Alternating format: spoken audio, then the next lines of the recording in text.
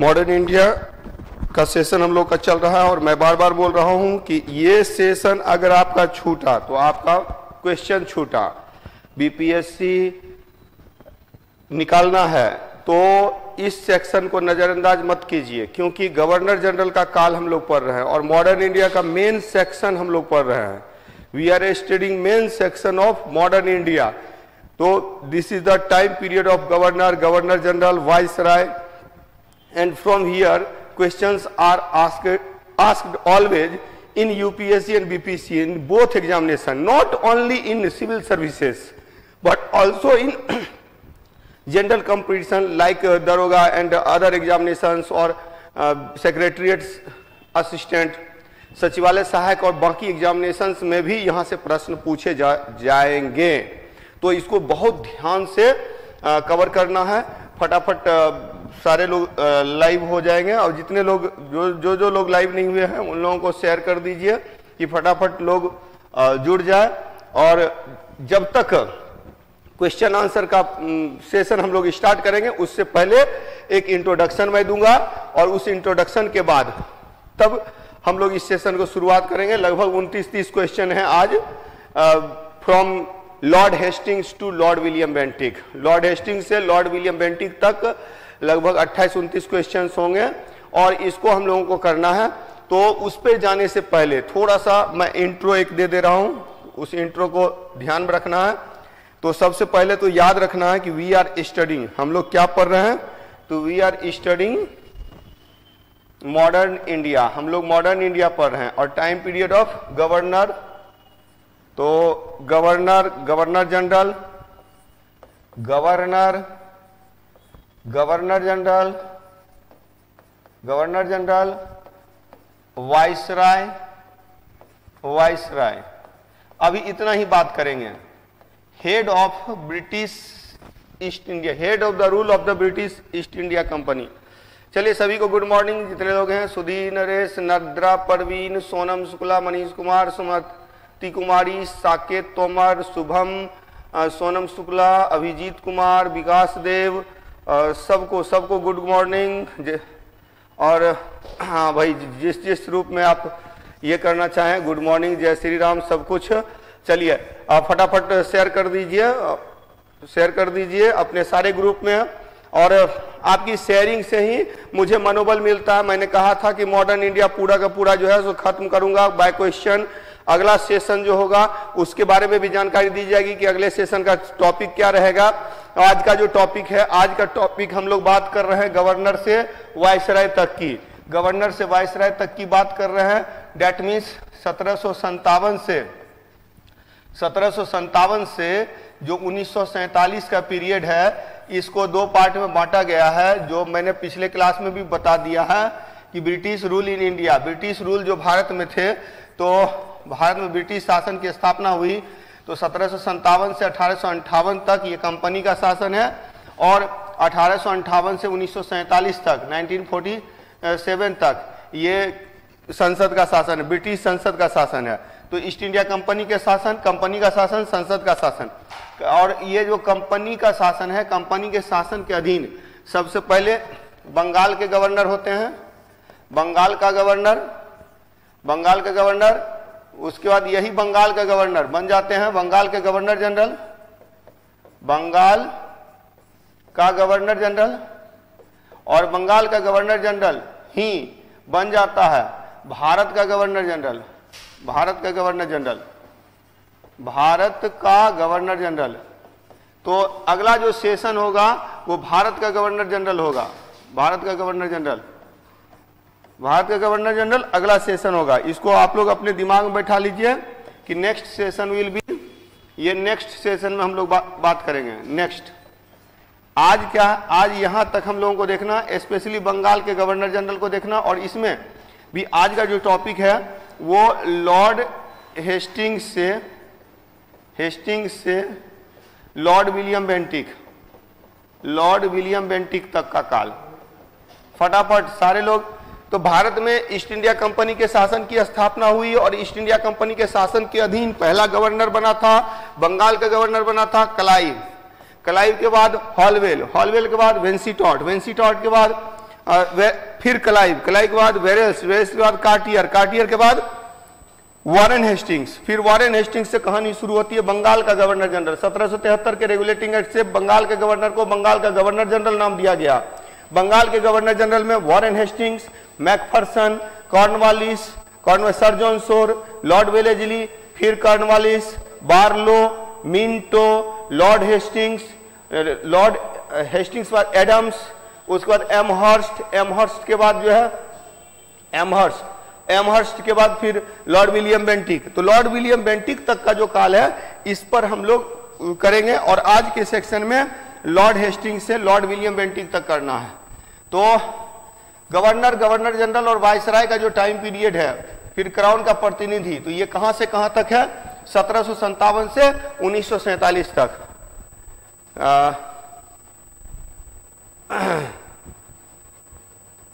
हाँ, काइंडली आप लोग अब ऐसे में तो रंजीत सर का नंबर जो है सो लाखों आदमी मांगना चाहते हैं, तो फिर उसमें समस्या हो जाएगी। आप संस्थान से जुड़िए, संस्थान में आइए और यहाँ से फिर आपको जो है सो जो लोग भी रंजीत सर से मुलाकात करना चाहते हैं तो पहले आकर के पटना में संस्थान से जुड़िए। संस्थान में सर आते जाते रहते हैं। अब कोई आसान बात थोड़े ना होता है कि किसी से भी आप बात कर लेंगे। सर का ऑफिस टाइम रहता है, हम लोगों का ऑफिस टाइम रहता है। ऑफिस टाइम में तो ऐसे भी बात नहीं हो पाएगी, मुलाकात नहीं हो पाएगी। तो जो लोग भी मिलना चाहते हैं तो पहले संस्थान से जुड़े। चलिए फटाफट आगे करते हैं। गवर्नर, गवर्नर जनरल, आप लोगों के कमेंट पढ़े जाते हैं, कमेंट देखे जाते हैं और उस पर हम लोग रिएक्ट भी करते हैं। तो इस चीज को ध्यान में रख करके ही कमेंट करना है। जो कुछ भी साउंड क्लियर नहीं है, साउंड क्लियर नहीं है, क्लियर साउंड नहीं आ रहा है क्या? अच्छा ठीक है, देख लिया जाएगा, साउंड को देख लिया जाएगा। चलिए फटाफट करते हैं हम लोग। तो आज का सेशन शुरू किया जाए। अभी बहुत कम लोग जुड़े हैं, तो आप लोग ज्यादा लोग जुड़े रहिएगा, तभी तो मुझे भी मजा आएगा। और आज का जो सेशन है 28-29 क्वेश्चन है। 29 इसीलिए बोल रहा हूं, एक क्वेश्चन रिपीट हो गया तो वो एक जो बीच में जो बोलते हैं कि एक तरह से एक्स्ट्रा क्वेश्चन हो गया। तो टोटल 28 मान के ही हम लोग काम करेंगे कि 28 में आप लोगों के कितने सही होते हैं, क्योंकि एक क्वेश्चन जो एक्स्ट्रा है वो पिछले सेशन में भी उस पर चर्चा हो चुकी है। तो 28 में आप लोगों के कितने नंबर आते हैं वो एट लास्ट देखना है। तो फटाफट शेयर कीजिए। बहुत कम लोगों को अभी तक शेयर किया गया है, फटाफट शेयर कीजिए।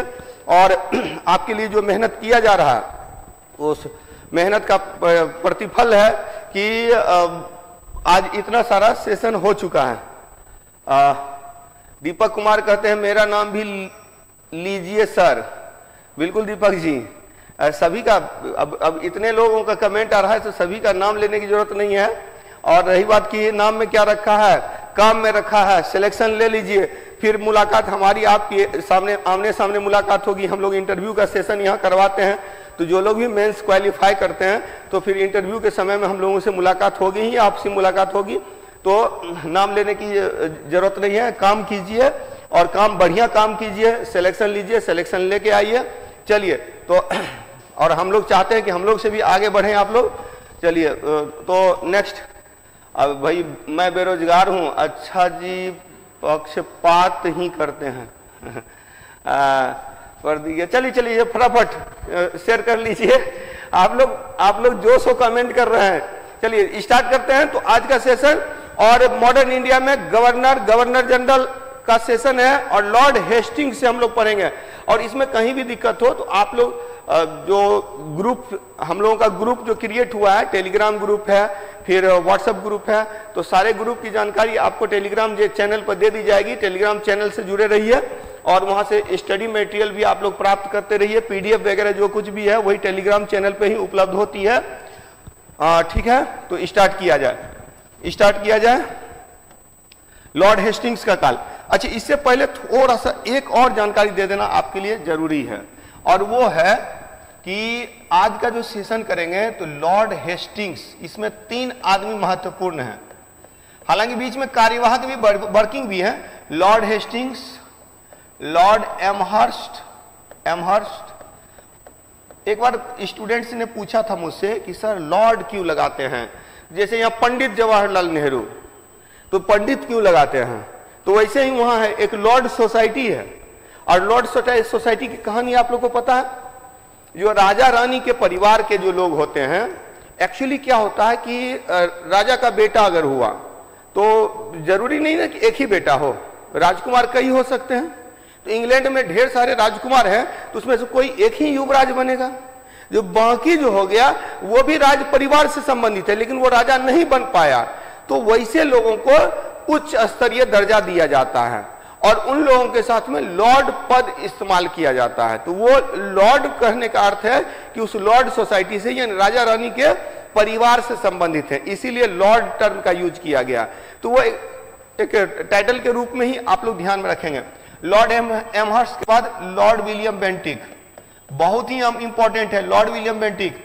आज भूमि बंदोबस्त पे भी चर्चा होगी, जमींदारी बंदोबस्त, रैयतवारी बंदोबस्त और महलवारी बंदोबस्त पे भी चर्चा होगी, क्योंकि रैयतवारी बंदोबस्त जो है वो लागू इसी समय में होता है। चलिए तो इसमें देखेंगे, सबसे पहले लॉर्ड हेस्टिंग्स का काल 1813 से 23 है, लॉर्ड एमहर्स्ट 1823 से 28 है और 1828 से 35 तक लॉर्ड विलियम बेंटिक है, जिसमें दो पार्ट हैं। एक है बंगाल का गवर्नर जनरल, बंगाल का गवर्नर जनरल, और दूसरा है भारत का गवर्नर जनरल। एकदम एक एक चीज दिमाग में बैठा लीजिए, भारत का गवर्नर जनरल, यानी बंगाल के गवर्नर जनरल को एक नया नाम दिया गया, उसको भारत का गवर्नर जनरल घोषित किया गया। Governor general of Bengal was known as governor general of India. तो ये 1828 से 33 है और 1833 के चार्टर एक्ट के अनुसार 1833 से 35 है। क्वेश्चंस यहां सबसे रहेंगे, इसलिए ध्यान दीजिए। 28 में 28 करना है तो एक एक पॉइंट पर ध्यान देना है। बिल्कुल बिल्कुल गुड मॉर्निंग का सिलसिला खत्म कीजिए और यहां शुरू हो जाइए। लॉर्ड हेस्टिंग्स के समय में मराठा शक्ति का अंत हुआ, मराठा समाप्त हो गए। अब मराठों के साथ किराए के सैनिक काम करते थे जिनको पिंडारी कहते थे। तो यहां पिंडारियों का अंत भी इसी के काल में होता है। पिंडारियों का अंत, पिंडारियों का अंत किसके काल में होता है? इसी के काल में होता है।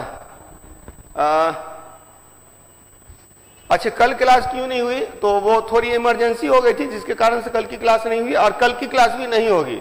एक्चुअली कल हमारी ट्रेनिंग है तो 9 बजे ही मुझे निकलना पड़ेगा, तो इस कारण से कल का सेशन भी नहीं हो पाएगा। नेक्स्ट क्लास जो होगी वो संडे को होगी। तो संडे को जो है सो संडे के लिए आप लोग रेडी रहिएगा। और संडे को हो सकता है कि लंबा सेशन चले, उसमें ज़्यादा क्वेश्चन हम लोग 50 क्वेश्चन डिस्कस करें, क्योंकि उस दिन मेरी छुट्टी रहती है तो उस दिन ज़्यादा क्वेश्चन को ये करेंगे। और आज स्कूल इसलिए आज आपका चलिए ठीक है। पायल जी स्कूल नहीं गई हैं इसलिए क्लास ज्वाइन की है, कोई बात नहीं, आप रिकॉर्डेड वीडियो भी देख सकते हैं। चलिए, पिंडारियों का अंत हुआ ये लॉर्ड एमहर्स्ट के समय में। आंग्ल वर्मा युद्ध हुआ, आंग्ल वर्मा युद्ध हुआ और आंग्ल वर्मा युद्ध के साथ साथ आप देखेंगे कि एमहर्स्ट का काल है और लॉर्ड विलियम बेंटिक के काल की तो बहुत ही महत्वपूर्ण बातें हैं। चलिए, एक और पॉइंट मैं बता दे रहा हूं आगे जाने से पहले। लॉर्ड विलियम बेंटिक के काल में यह तो सबका क्लियर है ना कि वॉरेन हेस्टिंग्स के बाद आता है कॉर्नवालिस, कॉर्नवालिस के बाद सर जॉन शोर, सर जॉन शोर के बाद वेलेजली, वेलेजली के बाद फिर से कॉर्नवालिस, फिर Barlow, Minto, lord Hastings, lord Hastings के बाद Lord Amherst, Lord William Bentinck. अच्छा, एक और चीज याद रखिएगा, लॉर्ड विलियम बेंटिक के समय में, चलिए फटाफट अब सेशन शुरू होने वाला है। सारे लोग जो लोग नहीं जुड़े हैं उनको जल्दी से ये कर दीजिए। चलिए ठीक है। लॉर्ड विलियम बेंटिक के समय में 4 आदमी आपके लिए महत्वपूर्ण है। 4 आदमी इसके समय में 4 आदमी आपके काम के हैं। एक है मैटकॉफ, मैकॉले,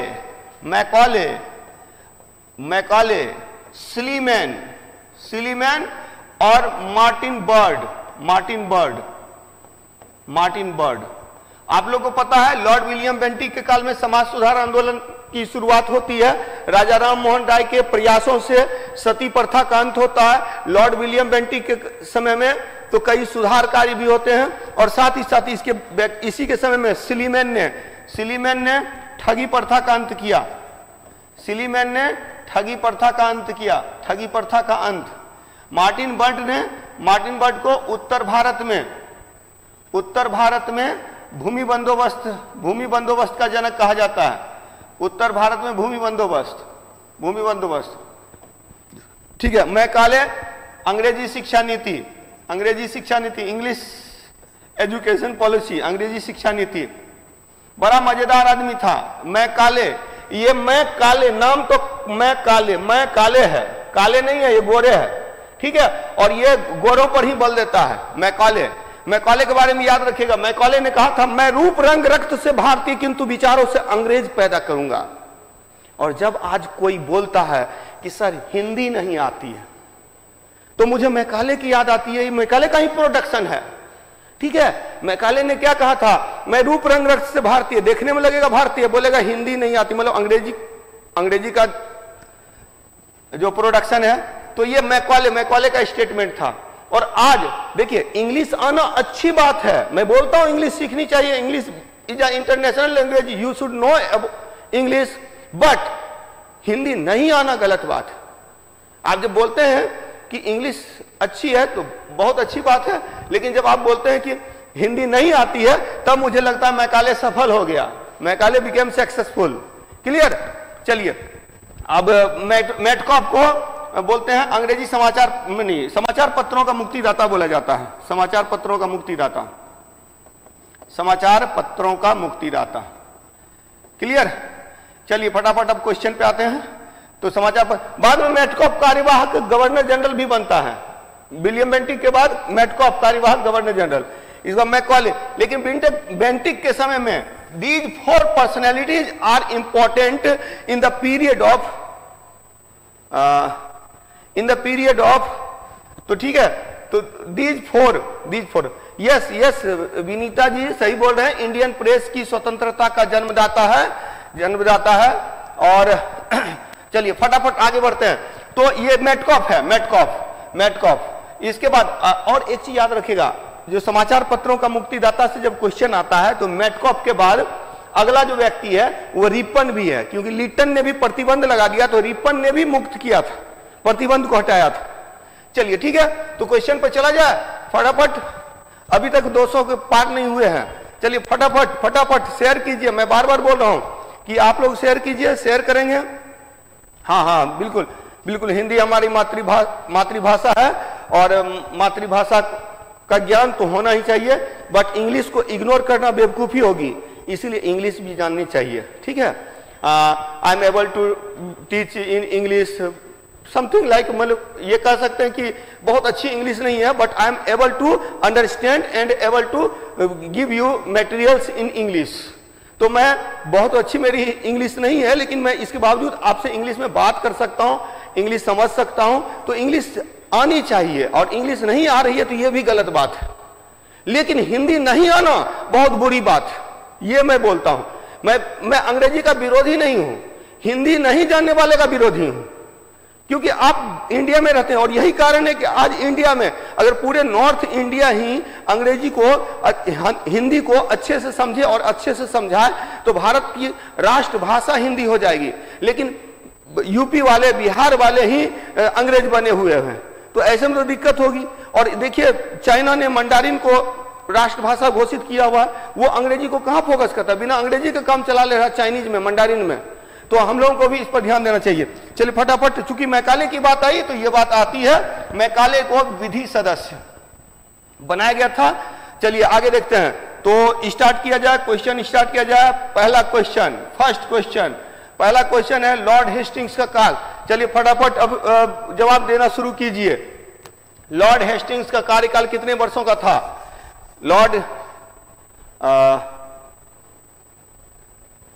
चलिए फटाफट जवाब दीजिए। अच्छा, सिलीमैन के बारे में क्या लिखा था? सिलीमैन के बारे में लिखा था कि उसने ठगी प्रथा का अंत किया, ठगों का नाश किया। ठग्स ऑफ हिंदुस्तान मूवी देख लीजिएगा, तो उस समय जो है, अब हाँ, उसमें शायद अमिताभ बच्चन और आमिर खान वगैरह हैं, ठग्स ऑफ हिंदुस्तान। तो वो सिलीमैन के टाइम की ही कहानी है कुछ तरह से। उसमें ऐसे ठग होते थे ना कि पूरा काफिला गायब हो जाता था। तो सिलीमैन ने ठगी प्रथा को समाप्त करने का एकदम महत्वपूर्ण प्रयास किया, जिसके बाद ठगी प्रथा को पर कंट्रोल किया गया था। चलिए फटाफट, ठीक, बहुत सही जवाब आ रहा है। तो लॉर्ड हेस्टिंग्स का कार्यकाल कितने वर्षों का है? तो लॉर्ड हेस्टिंग्स, जवाब तो मैक्सिमम लोग सही जवाब दे रहे हैं 10 साल 1813 से 23, 1813 से 23 लॉर्ड हेस्टिंग्स पहला जवाब, सही जवाब। जिन जिन लोगों ने सी जवाब दिया सही जवाब दिया। अब फटाफट क्वेश्चन आएगा, एकदम तैयार हो जाइए। क्या लॉर्ड हेस्टिंग्स के काल की घटना कौन सी नहीं है? जवाब दीजिए, जवाब दीजिए, जवाब दीजिए, फटाफट जवाब दीजिए। लॉर्ड हेस्टिंग्स के काल की घटना क्या नहीं है? आंग्ल नेपाल युद्ध, आंग्ल मराठा तृतीय युद्ध, पिंडारियों का दमन, सहायक संधि। फटाफट जवाब दीजिए, देखता हूं कि कितने लोग सही जवाब दे रहे हैं। देखिए शाम में क्लास इसीलिए नहीं हो पा रही है क्योंकि शाम में साइंस का सेशन चलता है और करंट अफेयर्स का सेशन चलता है और सारे लोग इतना मेहनत कर रहे हैं। रजनीश सर करंट पर इतना मेहनत कर रहे हैं और बायोलॉजी में जो है सो पाठक सर मेहनत कर रहे हैं। तो सारे लोग, और संभव नहीं होता है कि कोई एक व्यक्ति ज्यादा सेक्शन ले पाए, तो एक पूरी टीम काम करती है, पूरी टीम काम कर रही तब मटेरियल मिल रहा है। चलिए जवाब D D D E D rear. देखिए मैक्सिमम लोगों का सही आंसर आ रहा है और ये आसान सा सवाल था। देखिए अगर आप देखेंगे तो इसका आंसर जो होगा क्या होगा? सहायक संधि। सहायक संधि किसके काल की घटना थी? वेलेस्ली के काल की। आंग्ल नेपाल युद्ध 1814-16, आंग्ल मराठा युद्ध तृतीय 1818 और पिंडारियों का दमन वही 1818-20 जो है ये पिंडारियों का दमन है। यानी सारी घटनाएं जो है लॉर्ड हेस्टिंग्स के काल की है, सहायक संधि को छोड़कर। जिन जिन लोगों ने डी आंसर दिया सही जवाब दिया। अगला क्वेश्चन फटाफट आएगा क्वेश्चन, चलिए रेडी रह जाइए। मराठों के साथ कौन सी संधि लॉर्ड हेस्टिंग्स के काल में हुई? अब देखता हूं कि इसमें कितने लोग पास होते हैं, कितने लोग फेल होते हैं। मराठों के साथ संधि, आप लोग याद रखिए, मराठों के साथ संधि, कुछ संधि याद रखना है। पुरंदर याद रखना है, पुरंदर याद रखना है, सालवाई याद रखना है, सालवाई याद रखना है, पुरंदर, सालवाई, सूरत याद रखना है, बसीन याद रखना है, पुणे याद रखना है, ग्वालियर याद रखना है और इंदौर याद रखना है, इंदौर। चलिए ये इतना जो है आपको याद रखना है। चलिए फटाफट जवाब दीजिए, क्या आंसर दे रहे हैं? बहुत लोग ई आंसर दे रहे हैं, बी भी, सी भी, सभी के सभी बिल्कुल गलत जवाब आ रहा है। डी भी आ रहा है, सी भी आ रहा है, गलत जवाब। याद रखिएगा, जिन जिन लोगों ने ए आंसर दिया सही दिया, ये मैंने क्रम में भी लिख दिया है। पुरंदर, सालवाई, पुरंदर, सूरत, सालवाई जो है पुरंदर, सूरत, सालवाई, ये जो 3 संधि है इसमें याद रखिएगा 1782 में सालवाई हुआ था जो 20 वर्षीय शांति की संधि थी। तो इतना जो है आप लोगों के लिए सही है, इतना आप लोगों के लिए सही है। तो यहाँ पर ध्यान में रखेंगे कि इसका सही आंसर क्या हो जाएगा? पूना, ग्वालियर और इंदौर की संधि ये तीसरे युद्ध में है, यानी लॉर्ड हेस्टिंग्स के समय में। और याद रखेंगे बसीन की संधि दूसरा युद्ध है जो वेलेस्ली के समय में है, वेलेस्ली के समय में। चलिए तो जिन जिन लोगों ने ए आंसर दिया था सही आंसर। चलिए एक क्वेश्चन जो है ये रिपीटेड है, पहले भी इस पर डिस्कशन हो चुकी है, तो इस पे हम लोग बाद में बात करते हैं। तो इस पे जो है याद रखेंगे कि ये जो है, तो अगला क्वेश्चन ये पहले हम लोग कर चुके हैं। अंग्रेजों ने सुगोलिक संधि किसके साथ की? ये काउंट नहीं होगा, ये बस आप लोग फटाफट आंसर दीजिए इसका। सुगोली की संधि किसके साथ हुई? ये सब लोगों का सही होना चाहिए, किसी का गलत नहीं होना चाहिए, क्योंकि इस पर पिछले सेशन में चर्चा हो चुकी है।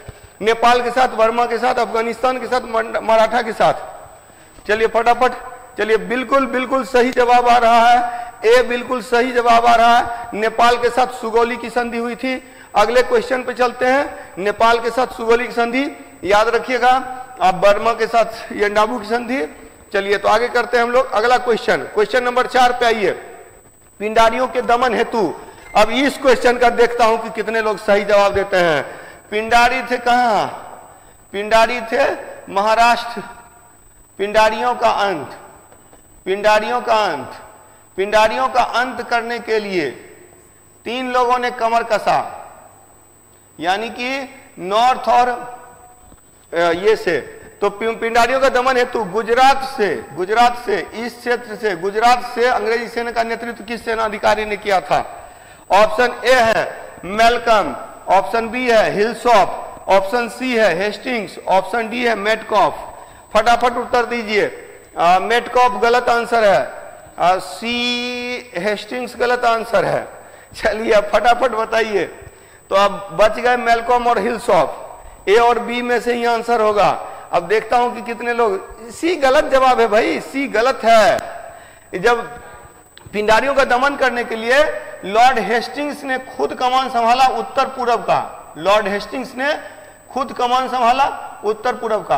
अच्छा, पिंडारी के बारे में मैंने बताया था, गुजरात मराठों की सेना में किराए के सैनिक होते थे कौन? पिंडारी। जब मराठा का अंत हो गया तो इनको नौकरी मिलनी बंद हो गई, तो इन्होंने क्या किया, लूटमार शुरू कर दिया। तो पिंडारियों का दमन किया था लॉर्ड हेस्टिंग्स ने, और इसी दमन के क्रम में खुद सेना का कमान संभाला कहां? उत्तर पूर्व से। और याद रखिएगा दक्षिण से हिल्सॉप था, हिल्सॉप दक्षिण से था, यह भी याद कर लीजिएगा। दक्षिण से कौन था? हिल्सॉप। बच गया गुजरात, गुजरात से मेलकम। तो जिन जिन लोगों ने ए आंसर दिया, सही आंसर दिया।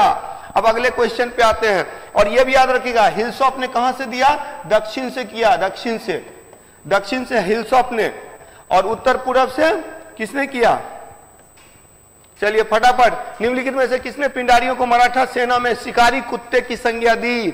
Who among the following gave the name of Pindari as hunting dogs in Maratha military, Maratha army? तो मराठा आर्मी में हंटिंग डॉग्स थे कौन? पिंडारी। जवाब दीजिए, फटाफट जवाब दीजिए। मेलकम, हिल्सॉप, हेस्टिंग्स, मेटकॉफ। मैक्सिमम लोगों का गलत आंसर होगा, मैं पहले बता दे रहा हूं। देखिए सब लोग सब दे रहे हैं, सी सी, ए डी सी सी। कुछ लोगों के सही आंसर हैं, अब मैं बताता हूं कि सही आंसर क्या है। फटाफट जवाब दीजिए। सी गलत आंसर है। जो लोग भी सी बोल रहे हैं गलत आंसर है। अब बताइए फटाफट फटाफट फटाफट आंसर दीजिए, फटाफट आंसर दीजिए। तो गुजरात से जिसने सेना का नेतृत्व किया था उसी ने कहा था। तो किसने कहा था? मेलकम ने कहा था। तो पिंडारियों को मराठा सेना में शिकारी कुत्ते की संज्ञा किसने दी थी? तो शिकारी कुत्ते की संज्ञा दी थी मेलकम ने। अगले क्वेश्चन पे चलते हैं। अगला क्वेश्चन निम्नलिखित में से कौन पिंडारी नेता नहीं था? अब पिंडारी के ढेर सारे नेता थे। अच्छा, पिंडारी के बारे में एक फिल्म में चर्चा मिलती है, और फिल्म कौन सा है? सलमान खान की फिल्म है, हाँ वीर। वीर में चर्चा मिलती है। ये पिंडारी नेता ही था, मतलब पिंडारी से ही संबंधित है जो ये इस मूवी में। चलिए तो फटाफट इसका आंसर दीजिए कि निम्नलिखित में से कौन पिंडारी नेता नहीं है? हीरू, चीतू, करीम खान, वासिल मोहम्मद, सैयद अहमद, इसमें से कौन नहीं है? अच्छा, एक और नेता है बुरन, बुरन भी एक नेता है। तो इसमें से एक ऑप्शन नहीं है। तो बताइए कौन सा ऑप्शन नहीं है? D D D E E B, maximum लोगों का। चलिए तो सही जवाब आ रहा है मैक्सिमम लोगों का। तो इसका आंसर क्या हो जाएगा? निम्नलिखित में से कौन पिंडारी नेता नहीं है? तो रट्टा मार लीजिए कि सैयद अहमद नहीं है। तो डी गलत होगा। तो इसका और कौन कौन था? हीरू था, चीतू था, करीम खान था, वासिल मोहम्मद था, बुरन था। तो इसका जो आंसर होगा, सही आंसर होगा सैयद अहमद नहीं था, बाकी सारे लोग हैं। तो एकदम रट जाइए, डी आंसर होगा। अगले क्वेश्चन पे चलते हैं। Next question, question number 7। Question number 7 है, निम्नलिखित में से किस भूमि बंदोबस्त में भू राजस्व जमींदार निर्धारित करते थे? अब देखता हूं कितने लोग सही जवाब देते हैं। हाँ, सही जवाब देते हैं। तो निम्नलिखित में से किस भूमि बंदोबस्त में भू राजस्व की दर जमींदार निर्धारित करते थे? बहुत ही आसान सा सवाल है। अच्छा, 3 बंदोबस्त था ना, एक अस्थाई बंदोबस्त था, रैयतवारी बंदोबस्त था, महालवारी बंदोबस्त था। क्लियर? तो ये तो आसान सा सवाल है, सब लोग सही जवाब देंगे। देखता हूं, हाँ तो इसका आंसर रैयतवारी। रैयतवारी पे तो रैयत है, किसान है, किसान के पास पावर मिला हुआ है। जवाब दीजिए, फटाफट जवाब दीजिए, फटाफट जवाब दीजिए कि निम्नलिखित में से किस भूमि बंदोबस्त में भू राजस्व की दर जमींदार निर्धारित करते थे? भू राजस्व की दर जमींदार निर्धारित करते थे। संडे को एक बड़ा सेशन होगा, संडे के लिए आप लोग तैयार रहिएगा। संडे को एक बड़ा सेशन होगा, कल की क्लास ऑफ रहेगी, संडे को एक बड़ा सेशन रहेगा, उसमें लगभग 50 क्वेश्चन रहेगा। देखता हूं कि 50 में कितने ला पाते हैं। पूरा गवर्नर जनरल कर लेंगे हम लोग, मतलब कि लॉर्ड विलियम बेंटिक के बाद से लेकर के और 1947 माउंट बेटन तक। तो एक बार सारा पढ़ के आइएगा। वो नेक्स्ट सेशन जो होगा वो 1858 यानी कि ब्रिटिश संसद के शासन के अधीन। चलिए तो फटाफट इसका जवाब दीजिए। ई बहुत ई दे रहे हैं। ए, तो चलिए इसका सही आंसर होगा अस्थाई बंदोबस्त। अस्थाई बंदोबस्त को ही जमींदारी बंदोबस्त कहते हैं और इसी को इस्तमरारी बंदोबस्त कहते हैं। इस्तमरारी बंदोबस्त कहते हैं। हाँ, तो अस्थाई बंदोबस्त सही आंसर होगा। जमींदार निर्धारित करते थे, मतलब यह कि देखिए अंग्रेज बोलते थे जितना वसूलना है वसूलो, तो जमींदार अपने अनुसार वसूलते थे, लेकिन 1/10 तुम्हारा और बाकी मेरा। तो ये वाला कॉन्सेप्ट था, इसीलिए जमींदार निर्धारित करते थे। इसका सही आंसर हो जाएगा ए। चलिए अगले क्वेश्चन चलते हैं। अगला क्वेश्चन नंबर 8, रैयतवारी बंदोबस्त को बंबई में किसने लागू किया था? देखें कि क्या जवाब आता है। फटाफट जवाब दीजिए। रैयतवारी, पहले अस्थाई बंदोबस्त आया, फिर रैयतवारी आया और उसके बाद महालवारी आया, और तीनों का क्षेत्र मैंने बता दिया था। अगर आप लोग को याद हो तो याद रखिएगा कि अस्थाई बंदोबस्त बंगाल क्षेत्र, बंगाल और उसके आसपास था। अस्थाई बंदोबस्त बंगाल और उसके आसपास था। तो इधर था अस्थाई, इधर था रैयतवारी और इधर था महालवारी। यही तीन प्रमुख बंदोबस्त हैं, तीन प्रमुख बंदोबस्त हैं। फटाफट उत्तर दीजिए। तो बी मुनरो। चलिए गलत जवाब आ रहा है। याद रखिएगा 12 महल में कर्नल रीड ने लागू किया था। 12 महल में मद्रास में मुनरो ने लागू किया था, ठीक है। और सही जवाब होगा एल्फिंस्टन। तो जिन लोगों ने सी जवाब दिया, सही जवाब दिया, ए बी ई सब गलत है, सही सी है, ठीक है। एल्फिंस्टन सही जवाब है। तो जिन लोगों ने सी जवाब दिया, सही जवाब दिया। याद रखिएगा सबसे पहले रैयतवारी बंदोबस्त को सबसे पहले जो लागू किया गया था, रैयतवारी बंदोबस्त को, वो 1792 ईस्वी में शुरू किया।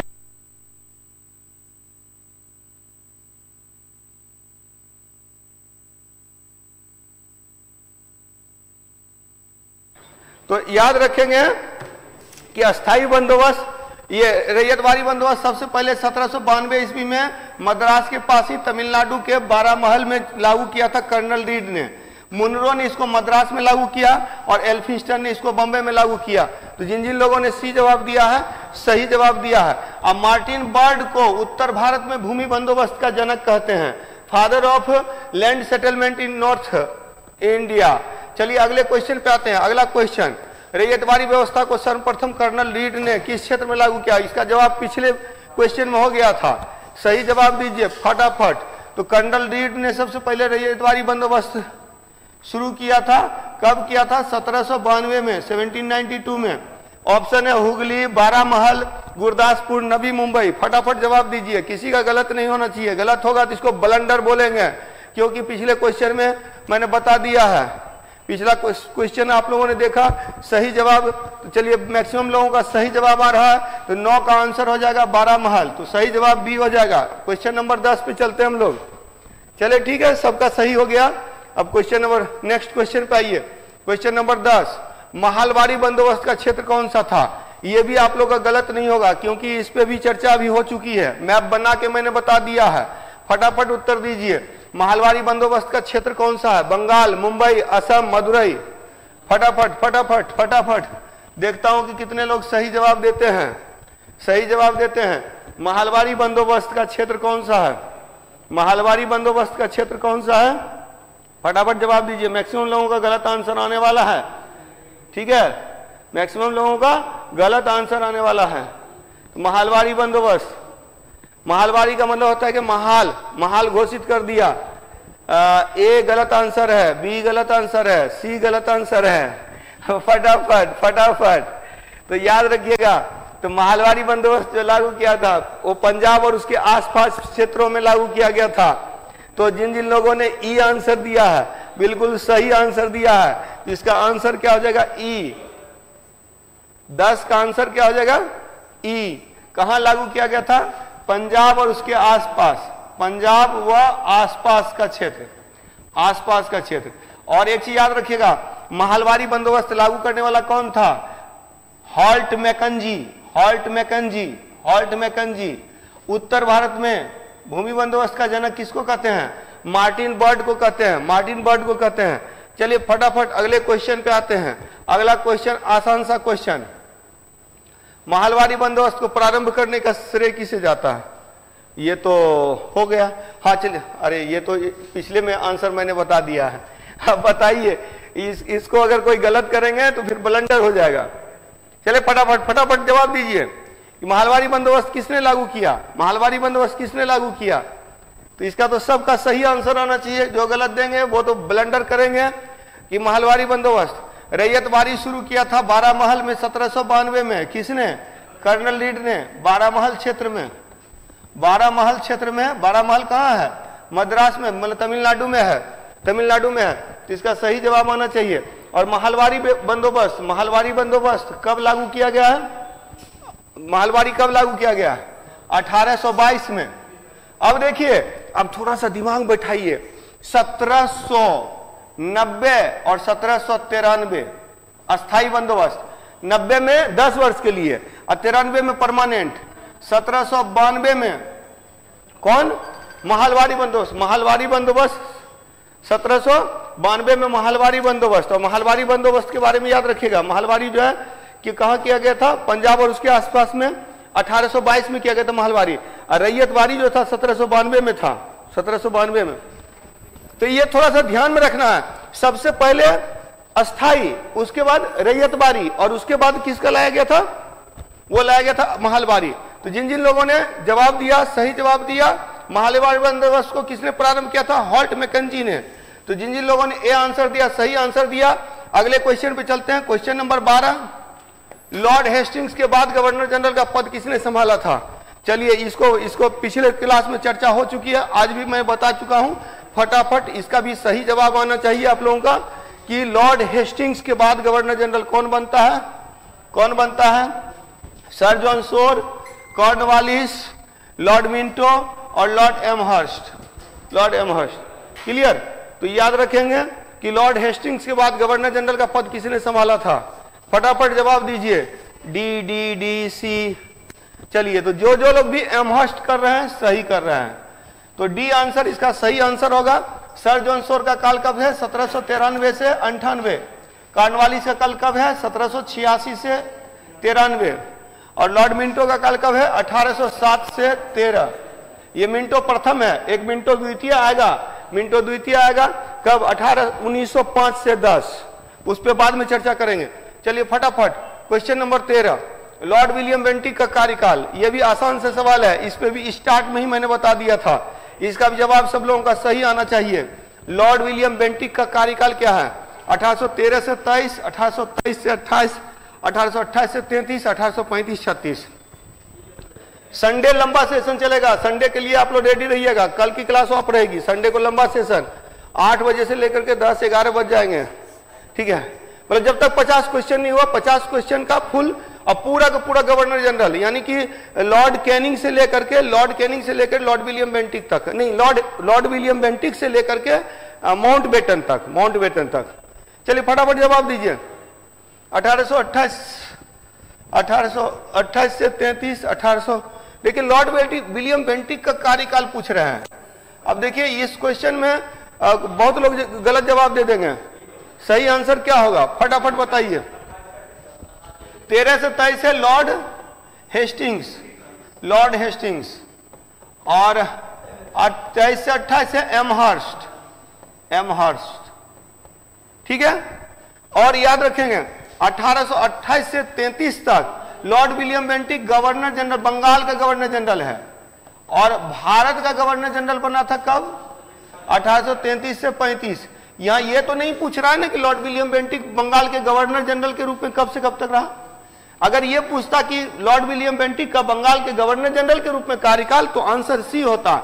लेकिन यहां लॉर्ड विलियम बेंटिक का कार्यकाल पूछ रहा, तो जिन जिन लोगों ने ई आंसर दिया है, सही आंसर दिया है, इसका आंसर क्या हो जाएगा, ई हो जाएगा। तो ये सही आंसर। अगले क्वेश्चन पे आइए, यही चीज ध्यान में रखिएगा। लगता है कि सही कर दिया मैंने, लेकिन गलत हो जाता है, तो उस पर ध्यान रखना है। क्वेश्चन नंबर 14, आंग्ल बर्मा युद्ध किसके काल में प्रारंभ हुआ? किसके काल में प्रारंभ हुआ? Lord Wellesley, Lord Hastings, Lord Amherst, Lord William Bentinck. अब कार्यकाल आप लोग को याद रखना है, कार्यकाल आप लोग को याद रखना, और कार्यकाल के साथ साथ देखना है कि कौन सा सही होगा।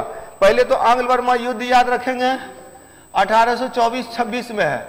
अब 1824-26 में कौन है? बिल्कुल बिल्कुल बहुत लोगों का सही जवाब आ रहा है। बी जवाब गलत जवाब है, और डी जवाब भी गलत जवाब है। तो बहुत लोगों का सही जवाब आ रहा है, और इसका सही जवाब होगा सी, लॉर्ड एमहर्स्ट। तो याद रखेंगे लॉर्ड एमहर्स्ट के काल में, क्योंकि एमहर्स्ट का काल 1823 से 28 तक है। अगले क्वेश्चन पे चलते हैं, क्वेश्चन नंबर 12। क्वेश्चन नंबर 12, अच्छा 13 हो गया ना, तो अगला क्वेश्चन नंबर 14 अच्छा 14 भी हो गया। अगला क्वेश्चन नंबर 15, आंग्ल बर्मा युद्ध के बाद कौन सी संधि हुई? यह भी आसान सा सवाल है, और जो गलत करेंगे वो ब्लंडर करेंगे, बहुत बड़ी गलती करेंगे। तो फटाफट बताइए अब इसका जवाब। तो आंग्ल बर्मा युद्ध के बाद कौन सी संधि हुई? कौन सी संधि हुई? तो कुछ लोग सी आंसर दे रहे हैं। चलिए मैक्सिमम लोग सी आंसर दे रहे हैं, बिल्कुल सही आंसर दे रहे हैं। तो इसको याद रखिएगा, जिन जिन लोगों को पता आंग्ल बर्मा युद्ध के बाद याद रखेंगे। पुणे की संधि आंग्ल मराठा, पुणे की संधि आंग्ल मराठा, सुगौली की संधि आंग्ल नेपाल, एंग्लो नेपाल, नेपाल, श्रीरंगपट्टनम की संधि आंग्ल मैसूर, आंग्ल मैसूर, तीसरा आंग्ल मैसूर युद्ध के बाद, ठीक है, और तृतीय आंग्ल मराठा युद्ध के बाद। और यंडाबू की संधि जो है ये सही जवाब है। जिन जिन लोगों ने सी जवाब दिया है, सही जवाब दिया है, अब ब्लंडर नहीं होना चाहिए। अगला क्वेश्चन पे आइए, क्वेश्चन नंबर 16। क्वेश्चन नंबर 16 अभी फटाफट करना, यंडाबू की संधि कब हुई थी? ये भी अभी तुरंत क्वेश्चन किया, उसी में आंसर भी छिपा हुआ था। बताइए फटाफट बताइए, यंडाबू की संधि कब हुई थी? यंडाबू की संधि कब हुई थी? 1816, 1824, 1826, 1828। फटाफट जवाब दीजिए। तो इसका सही जवाब आ रहा है, मैक्सिमम लोगों का सही जवाब आ रहा है।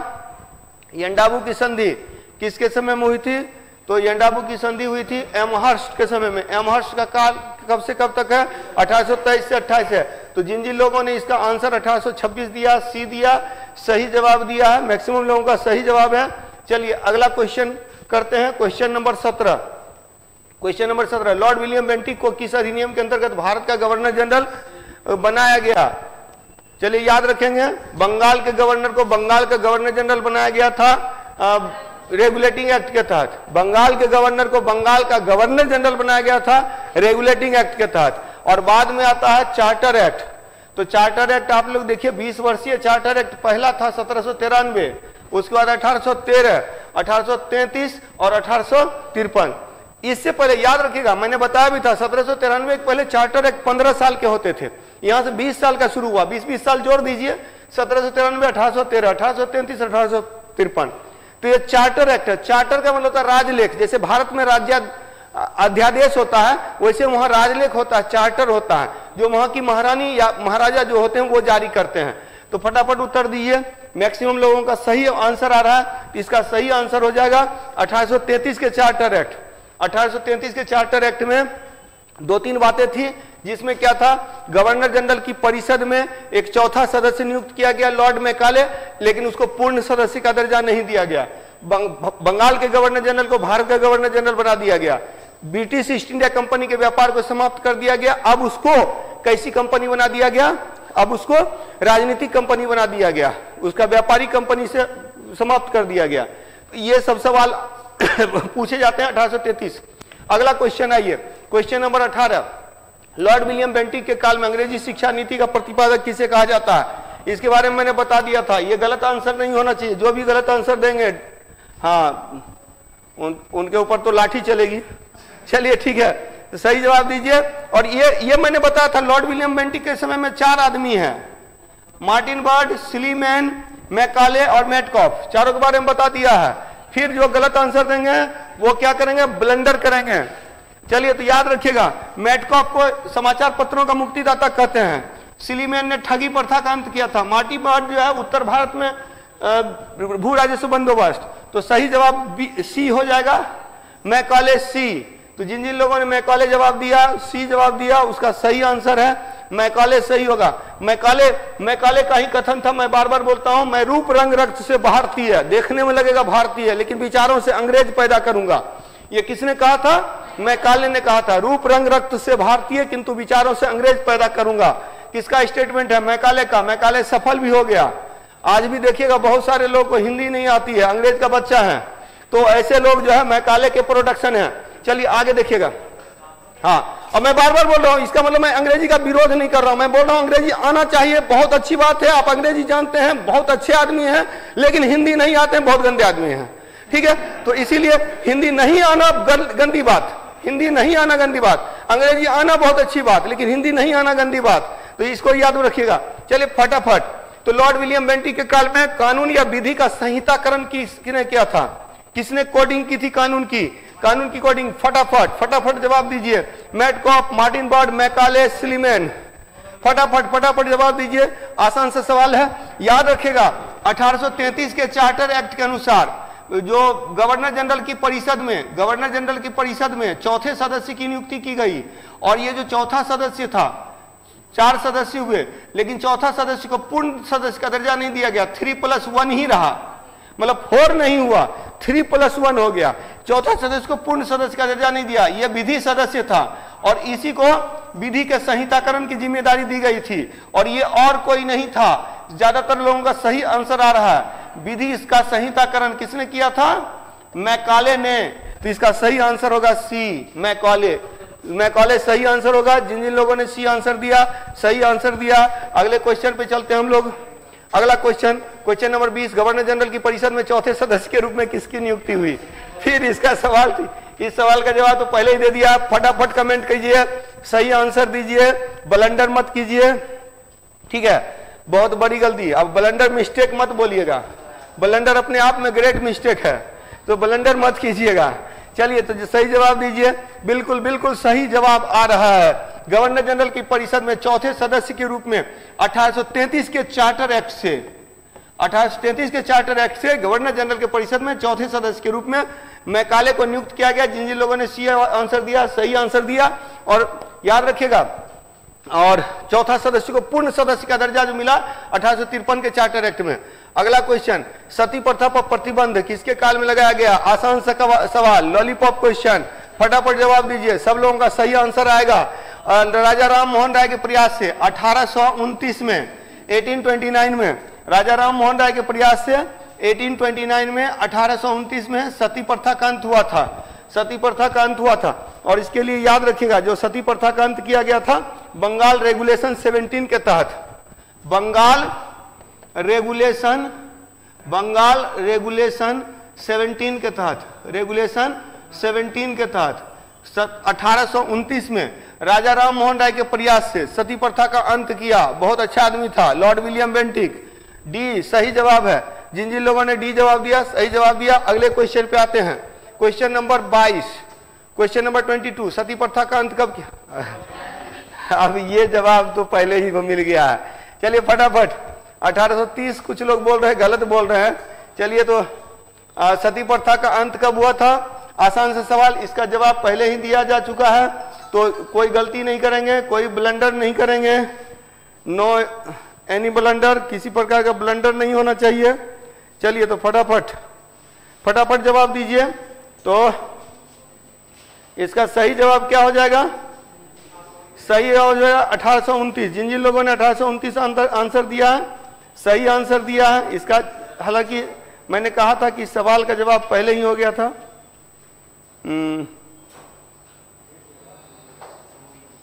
चलिए ठीक है, तो इसका सही जवाब है 1829, 1829। अगले क्वेश्चन पे आइए, question number 23, Lord William Bentinck के काल में ठगी प्रथा का अंत, ये भी हो चुका है। ये फटाफट जवाब दीजिए, इसका भी सही आंसर आना चाहिए। आज तो लग रहा है कि 28 में 28 आ जाएगा। चलिए, मेटकॉफ को समाचार पत्रों का मुक्तिदाता कहा जाता है। मार्टिन बर्ग को उत्तर भारत में भूमि बंदोबस्त का जनक कहा जाता है। मैकाले को अंग्रेजी शिक्षा नीति, अंग्रेजी, और तब सही आंसर डी। जिन जिन लोगों ने डी आंसर दिया, सही आंसर दिया। अगले क्वेश्चन पे चलते हैं हम लोग। अगला question, question number 24। Question number 24, Lord William Bentinck के काल की घटना कौन सी नहीं है? Which one of the following is not the circumstances event of the time of William Bentinck? फटाफट जवाब दीजिए। इलाहाबाद में सदर अदालत की स्थापना, थोड़ा कठिन सवाल है। पंजाब का भारत में विलय, अंग्रेजी शिक्षा नीति की स्थापना, सरकारी सेवा में भारतीयों की नियुक्ति। बहुत ही महत्वपूर्ण है। देखते हैं कि कितने लोग सही जवाब देते हैं। तो याद रखिए, पहला क्या है? इलाहाबाद में सदर अदालत की स्थापना। और अगर मैं एक हिंट दे रहा हूं इस सवाल का, अगर कॉमन सेंस लगाएंगे तो सही जवाब मिल जाएगा। अब बताइए, इलाहाबाद में सदर अदालत की स्थापना, पंजाब का भारत में विलय, अंग्रेजी शिक्षा नीति की स्थापना और सरकारी सेवा में भारतीयों की नियुक्ति। और ये बता चुका हूं मैं, ये बता चुका हूं मैंने बताया था जब संघर्ष बता रहा था, तो उस समय मैंने बताया था। डी गलत आंसर है, ई गलत आंसर है। चलिए चलिए चलिए, फटाफट मैंने बताया ना, मैंने पहले ही कहा था कि मैं बता चुका हूं।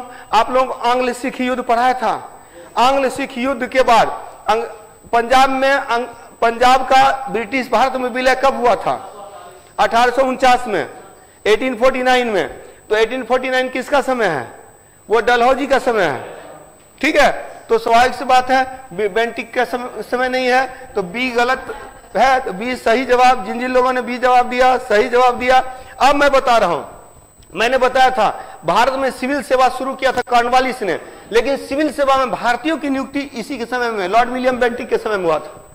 और इलाहाबाद में सदर अदालत की जो शुरुआत की, अपील का अधिकार जिला कोर्ट को मिला। सदर अदालत इलाहाबाद में, ये लॉर्ड विलियम बेंटिक के काल की घटना है। अंग्रेजी शिक्षा नीति सबको पता है, मैकाले। चलिए, तो सही जवाब हो गया बी। अगले क्वेश्चन पे आइए। लॉर्ड विलियम बेंटिक के काल की घटना नहीं है, फिर से आ गया एक क्वेश्चन। अब इस पे देखते हैं कितने लोग सही जवाब देते हैं। ठगी प्रथा का अंत, विधि का संहिताकरण, शिशु वध पर प्रतिबंध और लोक सेवाओं का भारतीयकरण। हाँ, इसका भी सही जवाब मिल जाना चाहिए, क्योंकि इसमें भी आप लोगों को पता है, तो याद रखेंगे। हाँ, इसमें भी आप लोग थोड़ा कंफ्यूज होंगे, इसमें थोड़ा सा कंफ्यूज होंगे। तो इसका सही जवाब देखते हैं। मैक्सिमम लोग गलत जवाब देंगे, मैक्सिमम लोग गलत जवाब दे रहे हैं, बिल्कुल गलत जवाब दे रहे हैं। हाँ, कुछ लोग सही देने लगे। चलिए, कुछ लोग सही दे रहे हैं। हाँ, मैक्सिमम लोगों का गलत जवाब है। क्वेश्चन है, लॉर्ड विलियम बेंटिक के काल की ठगी प्रथा का अंत किसने किया था? सिलीमैन ने। अब विधि का संहिताकरण किसने किया था? Coding of law, Macaulay. इसके बाद है लोक सेवा का भारतीयकरण, तो किया ही था। शिशु वध पर भी प्रतिबंध लगा था। राजपूतों में जब बेटियां जन्म लेती थी तो उसको दूध के बाल्टी में डुबोकर मार दिया जाता था। इस तरह की घटना चल रही थी। शिशु वध किया जाता था, मतलब कि महिलाएं हो गई तो बोला जाता है ना कि लड़ते तो पुरुष लड़ते थे राजपूत शक्ति के अंतर्गत, तो महिलाओं का जन्म होता था तो महिलाओं को मार दिया जाता था। इस तरह की घटना बहुत जगह घटती थी। तो शिशु वध पर प्रतिबंध लगाया था किसने? लॉर्ड विलियम बेंटिक ने। देखिए, सती प्रथा का अंत और शिशु वध पर पाबंदी और ठगी प्रथा का अंत, ये तीन काम जो है इसके काल का है। ठगी प्रथा का अंत, शिशु वध का, और तो जिन जिन लोगों ने ई आंसर दिया, सही आंसर दिया, बाकी लोगों का गलत आंसर है। अगला बस 3 क्वेश्चन और बचा है। 26, 27, 28 निम्नलिखित में से किसके काल में कई जिलों को मिलाकर कमिश्नरियां बनाई गई? ये तो आसान सा सवाल है, यानी कि Wellesley, Lord Hastings, Lord Amherst और लॉर्ड विलियम बेंटिक। बताइए, फटाफट बताइए, सही आंसर बताइए फटाफट, क्योंकि थोड़ा कॉमन सेंस से ये भी बन जाएगा। हालांकि अगर याद नहीं होगा तो कहना मुश्किल है। कमिश्नरियां बनाई गई, तो कमिश्नरियां बनाई गई क्योंकि हम लोग जो अभी आज की क्लास कहां से कहां तक पढ़ रहे हैं, तो आज की क्लास पढ़ रहे हैं लॉर्ड हेस्टिंग्स से लॉर्ड विलियम बेंटिक, तो उसी में से कोई होगा। अब उससे देखा जाए तो अच्छा, ये तीनों यहाँ है ना। चलिए, इसका सही जवाब जो होगा, हाँ, बहुत सारे लोगों ने सही जवाब दे दिया है। सही जवाब है इसका डी, लॉर्ड विलियम बेंटिक के काल में कुछ सुधार। मैंने बताया था ना कि बहुत सारे सुधार किए गए थे, तो लॉर्ड विलियम बेंटिक के काल में ही कमिश्नरियां बनाई गई थी, जिलों को मिला करके कमिश्नरियां बनाई गई थी लॉर्ड विलियम बेंटिक के काल में। इलाहाबाद में सदर अदालत की स्थापना की गई थी, अपील का अधिकार जिला कोर्ट को दिया गया। तो न्यायिक क्षेत्र में भी सुधार किए गए, समाज सुधार के कार्य किए गए, ठगी प्रथा का अंत किया गया, सती प्रथा का अंत किया गया, शिशु वध पर प्रतिबंध लगाया गया, और लॉर्ड विलियम बेंटिक के काल में अंग्रेजी शिक्षा नीति लाई गई थी। उत्तर भारत में भूमि बंदोबस्त किया गया था। चलिए, तो अगला क्वेश्चन पे, क्वेश्चन नंबर 27-28, मात्र 2 सवाल और है। 27वां, ये उत्तर पश्चिमी प्रांत के अंतर्गत उत्तर भारत में भूमि बंदोबस्त का प्रवर्तक किसे कहते हैं? इसका जवाब तो सब लोग सही देंगे, फटाफट जवाब दीजिए। तो उत्तर भारत में भूमि बंदोबस्त का प्रवर्तक, who is called the originator of land settlement in north India, land settlement in north India, फटाफट जवाब दीजिए। Martin Bird, lord Macaulay, Metcalfe, Sleeman. रटा गया होगा, मैटकॉफ समाचार पत्रों का मुक्तिदाता, अंग्रेजी शिक्षा नीति लॉर्ड मैकाले, विधि का संहिताकरण लॉर्ड मैकाले, सिलीमैन ठगी प्रथा का अंत। तो सही जवाब, मैक्सिमम लोग सही जवाब दे रहे हैं, और जो बच गया वही सही जवाब है, और सही जवाब है मार्टिन बर्ड। मार्टिन बर्ड को उत्तर पश्चिम प्रांत में या उत्तर भारत में भूमि बंदोबस्त का प्रवर्तक कहते हैं। और last question, question number 18, question number 18, Lord William Bentinck के काल में कौन सा 20 वर्षीय अधिनियम पारित हुआ था? कौन सा 20 वर्षीय अधिनियम लॉर्ड विलियम बेंटिक के काल में? ये नहीं बोल रहा कि पहला, कौन सा 20 वर्षीय अधिनियम लॉर्ड विलियम बेंटिक? ये भी आसान से सवाल है, लॉलीपॉप क्वेश्चन। फटाफट सारे लोग सही जवाब दीजिए, कमेंट कीजिए फटाफट। लास्ट क्वेश्चन है, उसके बाद बताइए कि आप लोगों का कितना सही हुआ। तो लॉर्ड विलियम बेंटिक के काल में, और नेक्स्ट सेशन के लिए याद रहेंगे कि नेक्स्ट सेशन में लॉर्ड विलियम बेंटिक के बाद से लेकर के लॉर्ड माउंटबेटन तक का सेशन चलेगा। संडे को ये सेशन चलेगा, लंबा सेशन चलेगा, मोर देन 50 क्वेश्चंस हम लोग करेंगे। तो उसके लिए आप लोग रेडी रहिएगा। नेक्स्ट सेशन हम लोगों का संडे को होगा। चलिए, संडे को होगी। चलिए फटाफट जवाब दीजिए। तो सही जवाब इसका आप लोगों ने दिया है कि सी आंसर है। तो 1833 का चार्टर एक्ट ये लॉर्ड विलियम बेंटिक के काल का है। तो ये लास्ट हो गया। तो कितने लोगों का हाँ कितना सही हुआ आप लोगों का बता दीजिए, कमेंट कर दीजिए फटाफट। 24 सही हुआ, बहुत अच्छा। 25 बहुत अच्छा, 25 अच्छा है, 20 प्लस बहुत अच्छा है। चलिए ठीक है, नेक्स्ट सेशन में मिलते हैं।